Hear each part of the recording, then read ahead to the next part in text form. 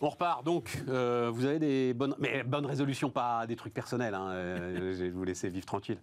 Mais bonne résolution pour démarrer l'année, Stéphane, un truc économique, macro, j'en sais rien. Alors, d'abord, la chose très pragmatique et très... Moi, je pense qu'il faudrait, et je le redis, je le sens bien cette année 2023, mais il faut aussi qu'à un moment donné, on commence à faire très très attention à la façon dont on laisse ruisseler le pognon, les moyens et le pognon. Voilà.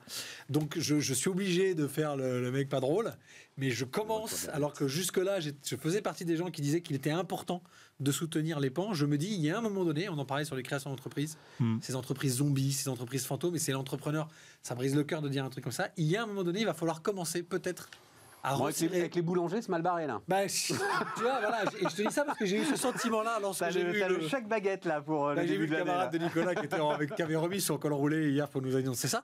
Et je me suis dit, ouais, il y a un moment donné, il va falloir faire attention parce que le problème, c'est que tout le monde va trouver de bonnes raisons parce que tout le monde a de bonnes raisons. Ouais. Et malheureusement, je pense que d'un point de vue rafraîchissement économique, de temps en temps, et tu sais que voilà, je ne vais pas le reciter, moi j'adore Schumpeter, même si c'est un économiste d'un autre temps, voilà, il faut que la destruction soit créatrice d'autre chose ou que la création détruise. Donc, on le prend dans le sens anglo-saxon ou français. Et c'est hyper important. Maintenant, à titre perso, quand même, moi j'ai eu la chance, et je me tourne vers Nicolas, j'ai eu la chance en 2022 pour la première fois, alors j'étais très sûr de moi, créateur d'entreprise, j'avais montré tout le monde, d'avoir un coaching et un accompagnement dans une transition personnelle de management pour me faire monter sur des compétences. Je pense à ça par rapport à tout ce que je disais. Et je disais à nos auditeurs qui s'y s'intéressent à ce genre de choses pour leur monter en compétences personnelles. Ça peut être des choses toutes bêtes, d'organiser son agenda, parce que je suis le spécialiste, vous le savez bien, de me planter dans mon agenda, d'arriver en retard, etc., etc.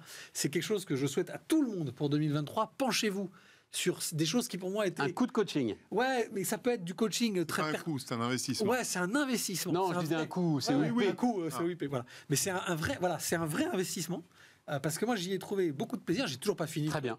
Et je souhaite aux gens de se pencher sur ce genre de sujet. Très bien. Très bien. Très bien. Alors moi, j'ai plein de bonnes résolutions. Alors d'abord, je suis coaché moi-même. Très bien. Voilà, depuis j'ai toujours pris ce temps de respiration à raison de 2 fois par semaine. Je passe 2 fois 3 heures. Et derrière, ça me lance mon plan d'action pour les 15 jours. Donc ça, je le fais. Ça, j'ai appris de l'ancienne crise. Et moi, je crois beaucoup dans 2023 aussi. Alors pour une autre raison, c'est que je crois que les crises que nous traversons ouvrent des opportunités incroyables. Moi, ça fait 8 mois que je travaille avec mes équipes sur la crise. Donc, je me suis appliqué mes propres conseils que j'ai appris liés à la précédente crise.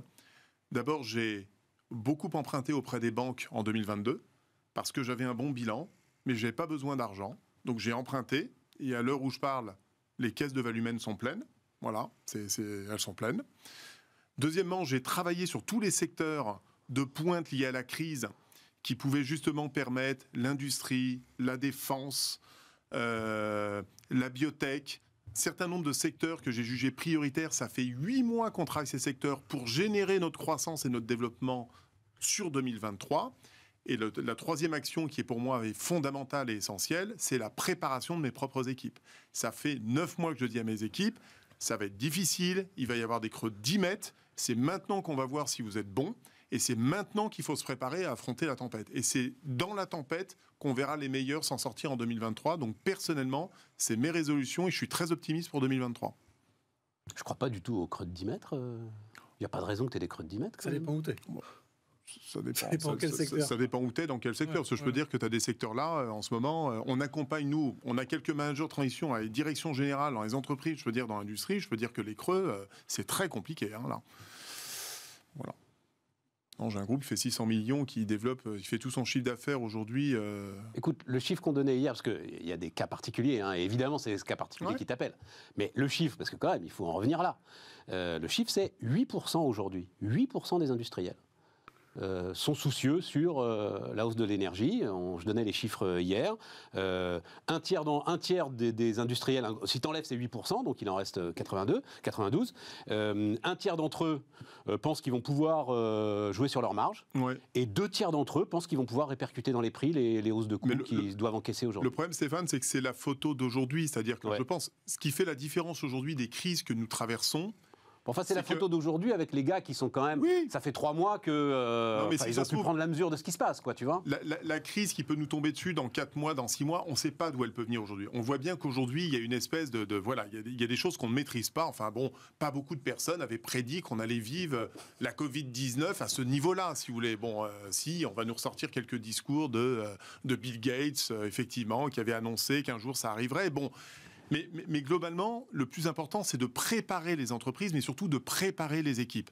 Parce que c'est toujours dans la difficulté qu'on s'aperçoit souvent de la vraie valeur des collaborateurs, d'accord, et surtout de la capacité des individus à surmonter les crises. Il y en a qui s'effondrent littéralement face à la difficulté, et il y en a qui, au contraire, se révèlent. Et c'est dans ces périodes difficiles qu'on s'aperçoit de la vraie valeur de ses collaborateurs. Et donc, moi, j'incite les dirigeants, les managers, les entrepreneurs à toujours laisser cette tension positive au niveau des équipes pour qu'elles soient prêtes, finalement, et donc suffisamment armées pour, justement, affronter ces crises, s'adapter, gagner en agilité et permettre la pérennité, le développement de l'entreprise.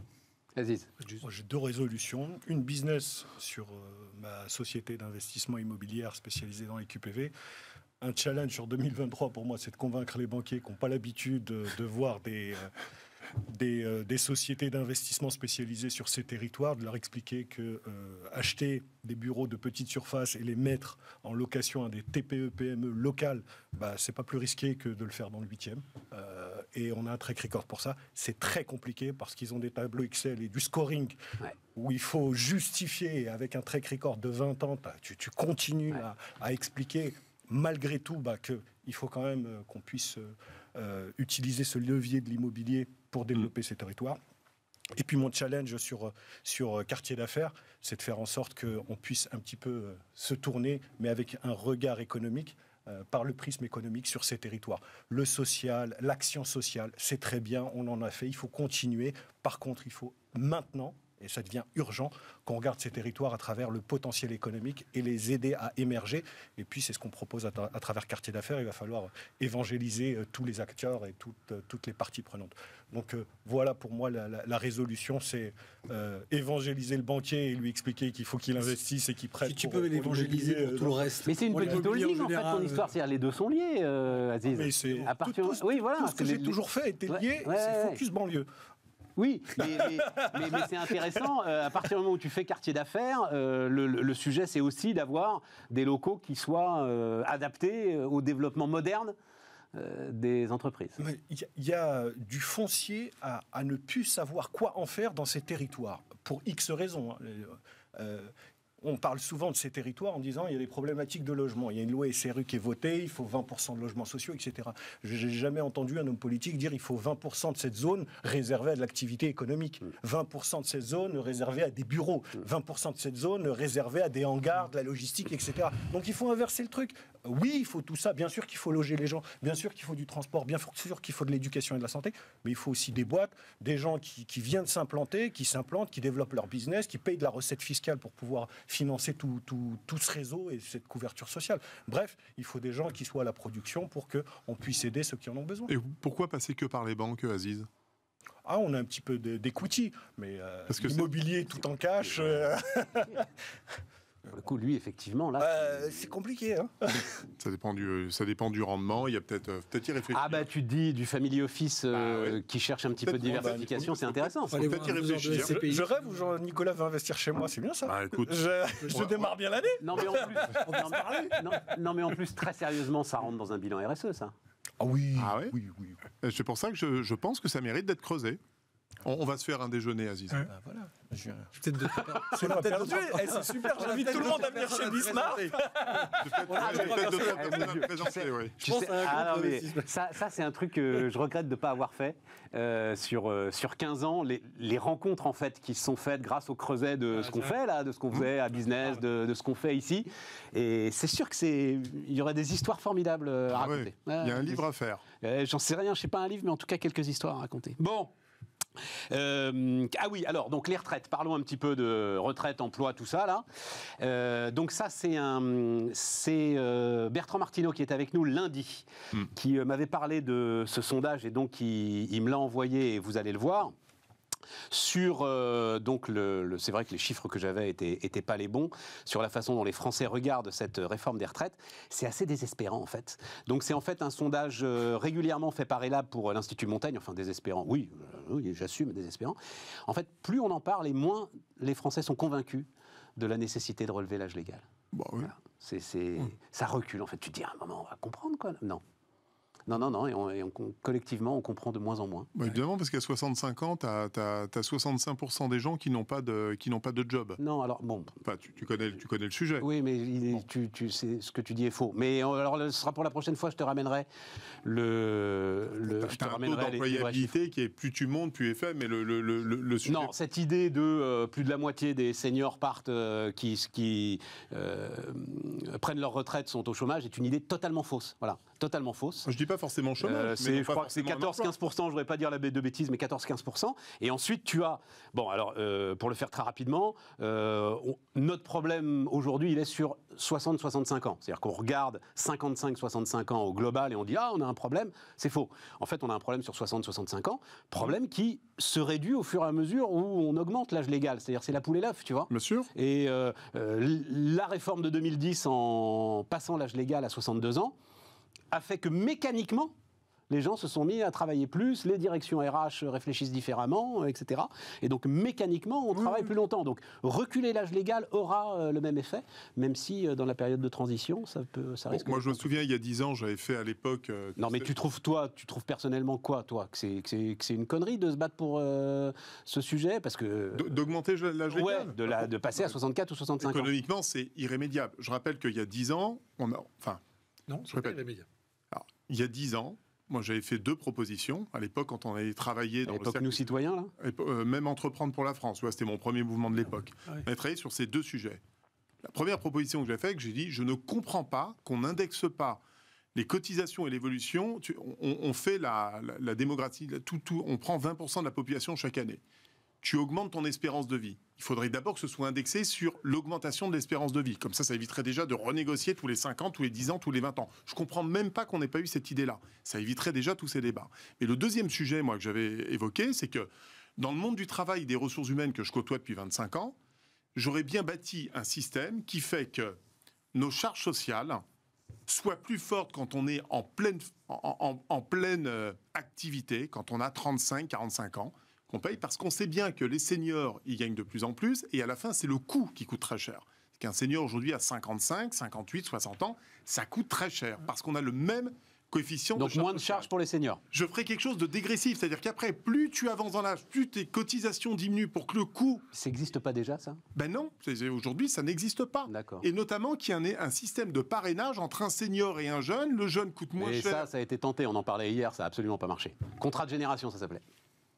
Contrat de génération. Le contrat de génération, mais l'évolution de ton coefficient de charge au fur et à mesure de, si tu veux, de ta période d'activité, qui est en gros de 42 ans, 43 ans aujourd'hui, elle doit être faible au début pour inciter les entreprises à prendre des jeunes, les faire monter en compétences. Quand elles sont en pleine force de l'âge, on va dire 30, je sais pas, 47, 48, 49 ans, cotisation plus élevée. Ouais. Et après 48 ans, tu fais baisser tes cotisations progressivement pour que le coût soit moins important. Mais qu'on arrête, j'ai l'impression que depuis 20 ans, on réfléchit toujours avec la même formule, c'est toujours cet âge de la retraite. On est omnibilé, 62, 63, 64, 65 ans. On ne parle pas de voilà. Je pense qu'il y a d'autres mécanismes sur lesquels ça mériterait de réfléchir. Oui. Moi, je prendrais, parce qu'il faut apporter un peu d'originalité à la réflexion. D'abord, évidemment, c'est pas surprenant. Hein. On a vu que les retraités, en fait, sont d'accord pour que l'allongement se fasse. Et puis pas les salariés. Non, ah bah, quelle surprise. On a envie de dire merci les retraités. Hein. On va pas revenir sur le baby-boom, le machin. Enfin, ils sont sympas. Vraiment, définitivement, ils ont bien réussi les 40 dernières années.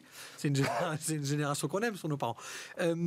Non, moi, je l'ai dit, ça a été plus fort que moi, de dire on ne prend le spectre que de l'allongement de la durée. Et tu as dit c'est irrémédiable qu'à un moment donné, il faut travailler plus pour pouvoir maintenir le système de retraite de répartition. Avec une espérance de vie qui ne cesse d'augmenter. C'est ce que et si on réfléchissait enfin à une autre façon de financer les retraites. Donc ça rejoint ce que tu dis, Nicolas. C'est-à-dire que peut-être qu'à un moment donné, ces charges globales de répartition globale mutualisées par les caisses de retraite diverses, mais qui sont plus ou moins étatiques pour la grande majorité, on pourrait laisser aux entreprises aussi de faire des plans à ce moment-là de retraite complémentaire plus accessibles, sûr. Aussi, plus bien agressifs, sûr. des plans d'épargne entreprise.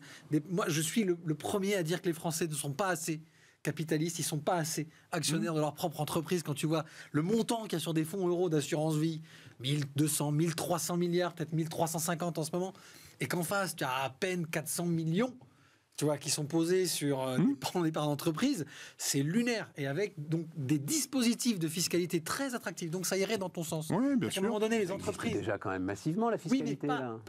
c'est pas assez, comment te dire, c'est pas assez institutionnalisé dans l'état vulgarisé. d'esprit. C'est-à-dire qu'en fait, on devrait l'apprendre en seconde dans le livre d'économie, là, en seconde. Dans nos enfants, là, ils arrivent, moi, le lire. Ah oui, mais Et alors on là, devrait, mon pote, mais là. si, on devrait. Là. Stéphane, je suis pas en train de dire il faut faire un système à l'anglo-saxonne, parce on me jette ça au visage à chaque fois. Regarde les Américains, ça marche mixte. pas. Non, un Mais mixte. si, ça marche. Faisons un Ça truc marche un peu pas, comme ça les marche Suédois, un peu comme les Coréens. Tu vois, voilà. Faisons des trucs où en fait, tiens, cette espèce de mix, donc l'espèce de nouveau contrat génération.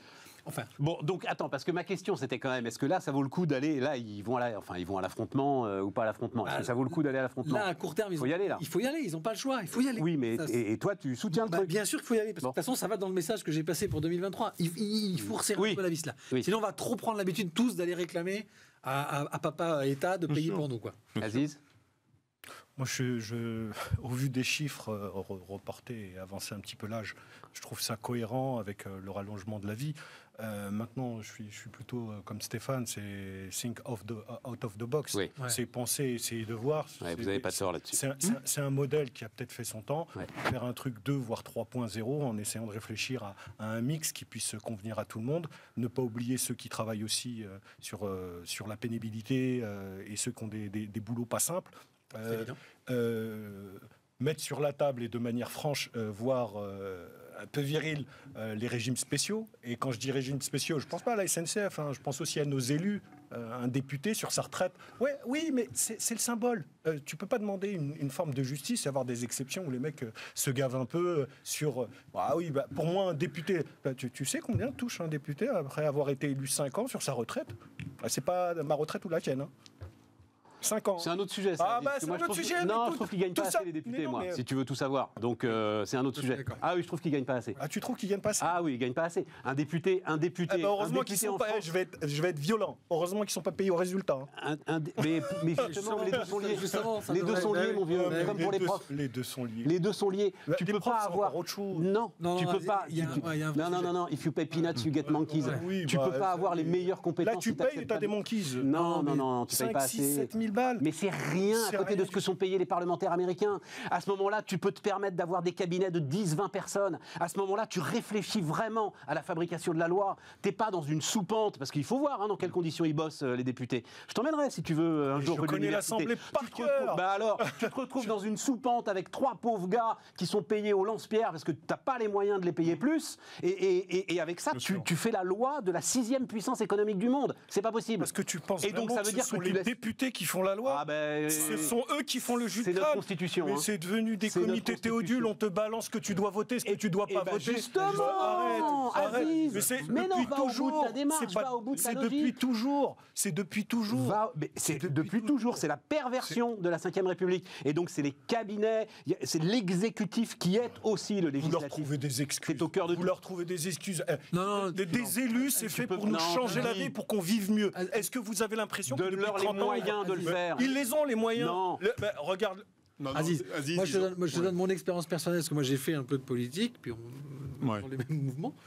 Moi j'ai vécu ça de l'intérieur dans le sud-ouest, avec un leader de grande qualité à l'époque, où tu avais les meilleurs, au bout d'un moment, ils s'épuisent et ils s'en vont. Parce qu'en fait, ils sont mal payés, ils n'ont pas de moyens, ils courent partout, ils portent des projets de loi, on leur jette au fil. Ils n'ont que des attachés parlementaires sous-payés, stagiaires, qui leur rédigent en effet des trucs Oui. qui sont là. Et Ils sont pourris. et en fait, les mecs ont plus envie, ils font un mandat, 2 mandats. C'est- Et après, ils se tirent, ils vont dans une banque, ils vont dans un truc. Tout n'est pas et une ils se question de posent. moyens Non, financiers. c'est- Non.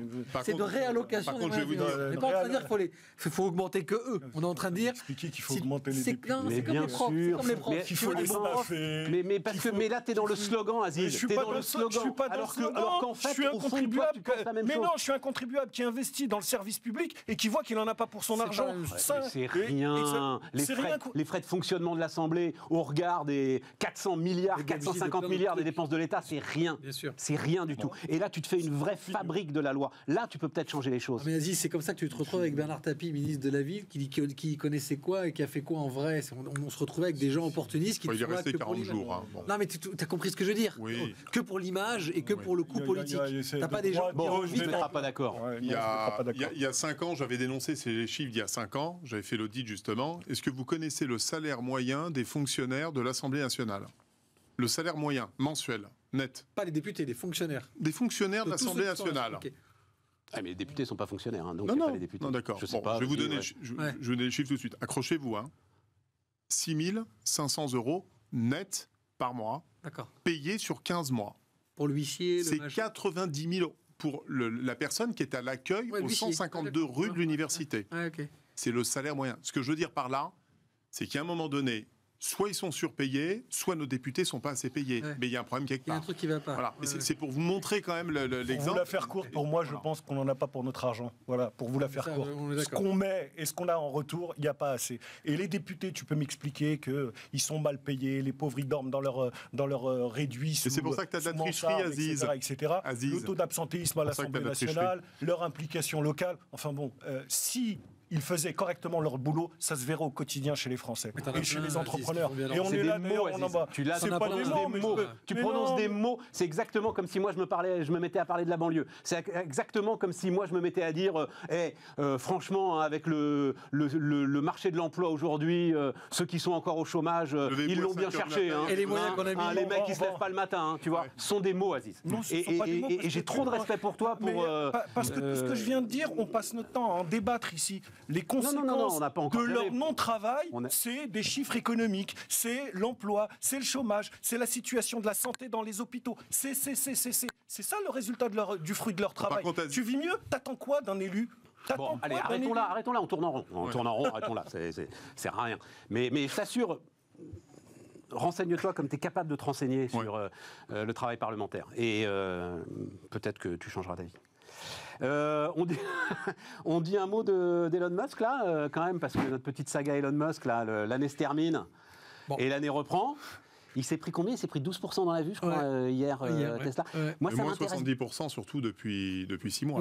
On doit être à 80 là même. Quelque chose comme ça. Je crois il y avait 1000 milliards au départ. La valorisation divisée par 4. Donc c'est pas compliqué. Voilà. Donc valorisation de Tesla divisée par 4, fortune de Elon Musk divisée par 4. J'avais lu un truc. Parce qu'il a revendu ses actions Tesla, et entre-temps, il a racheté Twitter. Et par contre, Twitter est passé de 42 à 55 milliards. C'est bizarre. Non, mais c'est pas coté, Twitter. Non, mais bon. Non, mais tu as la valorisation, tu suis quand même. Non, je crois pas. Non, tu as été retiré de la cote, je ne vois pas commenter de la valo. J'ai vu dans les échos. Ah, non. Bon. Mais de toute façon, non, je sais ce que tu as vu. C'est lui, alors on n'est pas tout à fait sûr, mais lui commence à aller démarcher des investisseurs. Et c'est sur cette valo-là qu'il démarche les investisseurs. Il refixe sa valo. Mais tout ça, c'est virtuel. Hein. Voilà, c'est virtuel. Je veux dire, alors que les marchés financiers. Non, mais il y a un truc qui m'intéresse. Alors que les marchés financiers, pas du tout. Il y a un truc qui m'intéresse parce que ce serait la première fois, et là, on peut tous avoir un avis. Est-ce qu'à force de faire n'importe quoi, c'est-à-dire sa voiture, elle était trendy. C'était hype de monter dans une Tesla. C'était chouette de monter dans une Tesla. Genre, personne ne pouvait être stigmatisé parce que tu montais dans une Tesla. Et maintenant, en fait, tu vas monter dans la bagnole d'un type sur lequel tu commences quand même à te poser une série de questions, quoi, un peu chelou. Est-ce que ça ne va pas impacter la voiture elle-même, quoi, tu vois ? Pourquoi tu veux que ça impacte la... Mais parce que je veux pas monter... En fait, moi, je suis en train de changer de mindset sur Elon Musk. Tu vois, je vois ce qu'il écrit sur Twitter. Tu pourrais multiplier ça par beaucoup de personnalités. On en avait parlé sur ce plateau. Tavares, déjà, du risque. Si tu veux, si Tavares, à un moment, il pète un plomb, il fait une connerie, j'en sais rien, tu voudras toujours monter dans une 3008, tu vois. Lui, il est tellement associé. T'es d'accord? Moi, je suis d'accord. Je pense que quand tu as un dirigeant comme ça, on pourrait prendre... un Bordelais à Flelou, si demain il commençait à dire des conneries ou à faire des conneries, ou ce qu'on considérerait comme des conneries, je pense que la marque en prendrait un coup directement. Tout à fait. On achèterait très moins de lunettes à Flelou, etc., etc. Oui, mais à Flelou, il fait des lunettes, donc il ne peut pas faire des conneries. Elon Musk, c'est son fonds de commerce. Je pense que c'est juste je fais une comparaison, elle vaut ce qu'elle vaut, mais je me dis, comme toi, c'est que le fondateur et son produit sont tellement liés en termes d'image que quand il fait quelque chose, ça a un impact. Et c'est le cas de tous. Attendez, Steve Jobs est mort et Apple s'en est sorti alors qu'il avait été viré, qu'il était revenu. Enfin, Elon Musk, moi, personnellement, je ne le connais pas et on était sur ce plateau avec ton ancien camarade de Nous Citoyens qu'il avait rencontré physiquement et qui avait eu un entretien avec cette personnalité qui déjà est très peur. Enfin, c'est un garçon qui est pas normal, enfin, qui vit sur une autre planète, on va le dire comme ça. Et il le sait, il le pense déjà, parce que lui, il se projette. Donc il est inquiétant. Mais je veux dire, si tu prends Zuckerberg, il est inquiétant. Bill Gates, qui boit 872 coca par jour et qui a marché dans les bois, il est inquiétant. Ouais, mais j'en sais rien, il me le raconte pas à longueur de journée. L'autre là, il me le raconte à longueur de journée, l'ensemble de ses dérives, de ses obsessions. Les autres, c'était 80, 90, 2000. Bezos, 2010, avec Zuckerberg. Lui, tu veux dire, c'est la nouvelle génération là. Lui, il achète Twitter. Pourquoi ? Il achète Twitter pour faire son business. Le mec fait du business. Il va sur Bitcoin, il dit que c'est de la merde, ou que ça prend trop. Boum. Et demain, Monsieur Musk décide que finalement, il s'est rendu compte que ça consommait pas tant que ça. Est-ce que c'est donc en fait, qu'il n'est pas lié que à sa voiture électrique. Il est lié qu'aujourd'hui, il est la deuxième fortune mondiale. À cause de sa voiture électrique, grâce à sa voiture électrique. Sa personnalité aujourd'hui, elle est marquée. Elle est marquée sur le marché entier, pas que sur Tesla. Est-ce que c'est pas s'il prend une décision de critiquer quoi que ce soit? Non, c'est fini justement. Est-ce que c'est parce qu'il est sur un laps de temps qu'on estime un peu court, et, entre guillemets, il les enchaîne assez régulièrement, tu parles de quand il rachète, non, je parle de Musk, quand il rachète Twitter avec toute cette polémique sur la manière dont il gère les gens, son management, son style de management, et puis ce qu'il écrit, et puis la façon dont il s'en sert, le mec, il te balance des trucs, c'est trash. Moi, j'ai émis un doute sur l'histoire des crypto-monnaies, où à un moment donné, en l'espace de 6 semaines, les doubles prises de parole d'Elon Musk ont fait qu'il y aurait pu y avoir un délit d'initié absolument monstrueux. Comme c'est dérégulé, décentralisé, qu'il n'y a personne qui a pu remarquer, on ne sait pas. Voilà. Est-ce qu'il a un intérêt, étant donné qu'il est déjà milliardaire, en centaines de milliards, on ne voit pas l'intérêt. Mais comme il a trouvé un numéro 2, là, visiblement, pour Tesla. Donc, il doit être un peu, après Stéphane, pour être honnête, sujet du truc. Attends, j'avais noté son nom quelque part. Il y a beaucoup de boîtes où, à un moment donné, les créateurs fondateurs ont été trop collés. Peut-être que, par exemple, sur Meta, donc Facebook, il serait peut-être temps que Zuckerberg, qui s'était trop mis en avant dans ce nouveau projet de métaverse, se retire peut-être, comme l'ont fait les créateurs de Google à un moment donné, qui a pris aussi une rouste en bourse, aussi Google aussi. Apple, qui a à chaque fois eu des dirigeants. C'est des tycoons américains, c'est des grands milliardaires qui sont à la fois fondateurs, génies. Je suis pas d'accord. Il faudra suivre les ventes de Tesla dans les prochains mois, voir si... Et justement, le problème, il n'en demeure pas moins qu'il est quand même... C'est pour ça qu'il a pris le Gadin la nuit dernière. C'est parce que, alors, on ne le sait pas exactement, mais pour la première fois, ses productions sont supérieures à ses livraisons. Pour la première fois. Il avait toujours un problème de production, il y avait trop de demandes. Là, pour la première fois, il y a plus de production que de livraison. Alors, est-ce que c'est un sujet logistique, les chaînes logistiques, c'est très compliqué en Chine, etc., machin, zéro Covid, on a tous suivi ça, Ou est-ce que c'est qu'il commence à y avoir un coup sur les commandes ? On va voir. Et donc, c'est les prochains trimestres qui le diront. Est-ce qu'il y a de la concurrence ? Moi, j'ai juste deux éléments. Bon, d'abord, tout ce qui est fortune virtuelle, moi, ça m'épuise parce que tout ça, c'est une photo à un instant donné. Il est premier là, il est quatrième demain. Honnêtement, on s'en fout. Par contre, je peux vous dire d'un truc, puisque je suis nouveau client Tesla depuis exactement 15 jours. Ah, merde. Que ça fait 2 ans. Raconter ses vacances en Tesla. Que ça fait 2 ans que j'attendais. Tesla, ça fait beaucoup. 2 ans que j'attendais ma voiture. Et je vais vous dire une chose.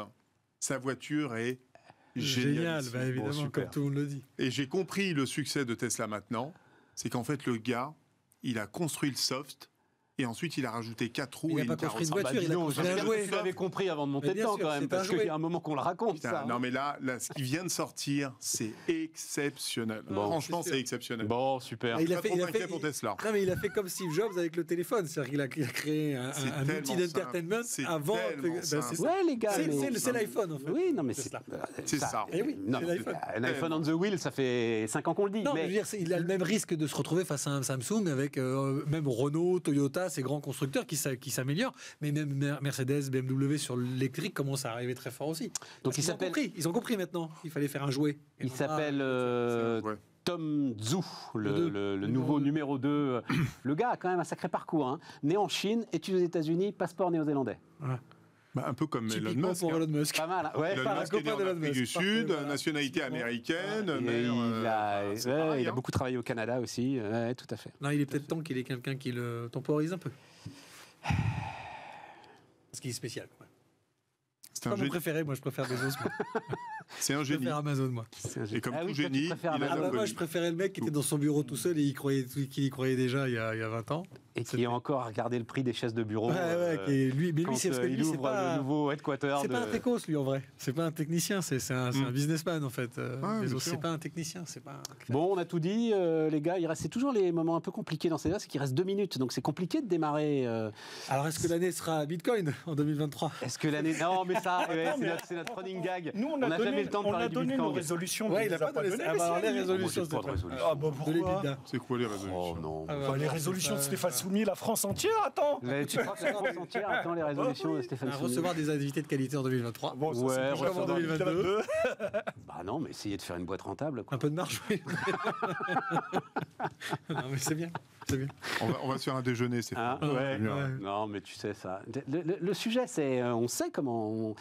Non, mais c'est comme plein d'entrepreneurs. Voilà. Faut du temps.